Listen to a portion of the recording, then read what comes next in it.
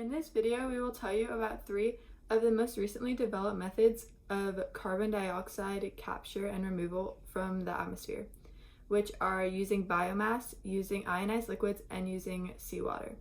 Carbon dioxide is the most abundant greenhouse gas that is produced by the burning of fossil fuels. The excess carbon dioxide has been found to cause damaging effects to the environment and all of its ecosystems. The first method of carbon removal from the atmosphere is known as bioenergy with carbon capture and storage, or BECCS. This process uses bioenergy that is derived from a biomass. The biomass is normally in the form of agricultural waste, so it doesn't use extra land to produce.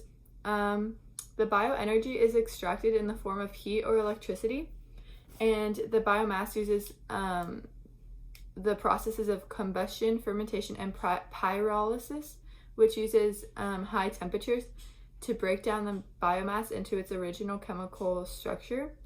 And these methods convert some of the biomass into carbon dioxide, which is then stored in land application or underground in the form of biochar. And this allows it to remove the carbon dioxide from the atmosphere, from being burned into the atmosphere.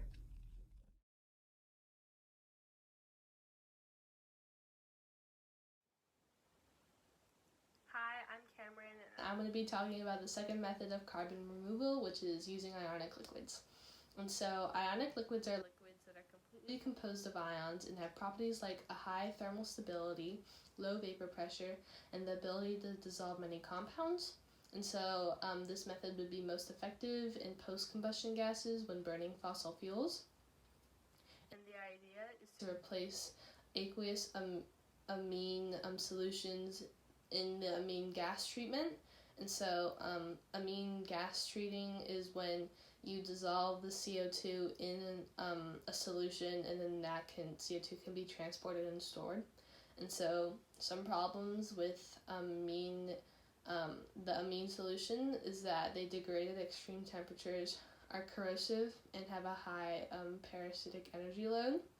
And so when it comes to dissolving CO2 in ionic liquids, low temperatures and high pressures result in a higher CO2 concentration in the liquid.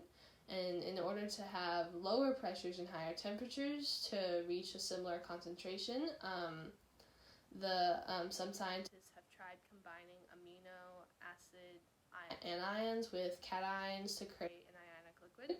And so this combination results in a ratio of close to 1 to 1 when it comes to the moles of CO2 and the moles of the ionic liquid, but it also increases the viscosity of the liquid, or increases the consistency, so the liquid becomes thicker, which makes it hard to manage. And so the amount of viscosity varies between amino acids. For example, a prolinate anion with a cation reacting with CO2 has a lower viscosity than the anions of glycinate and lysine. And so the viscosity is related to the hydrogen bonding, and so more hydrogen bonds means a higher viscosity. And so other ways to increase the efficiency of using ionic liquids is tuning the enthalpy and the reaction of the reaction and the entropy. So overall, ionic liquids vary greatly in how they extract CO2 and how much energy the reactions use, and their variability makes them a promising use in CO2 capture.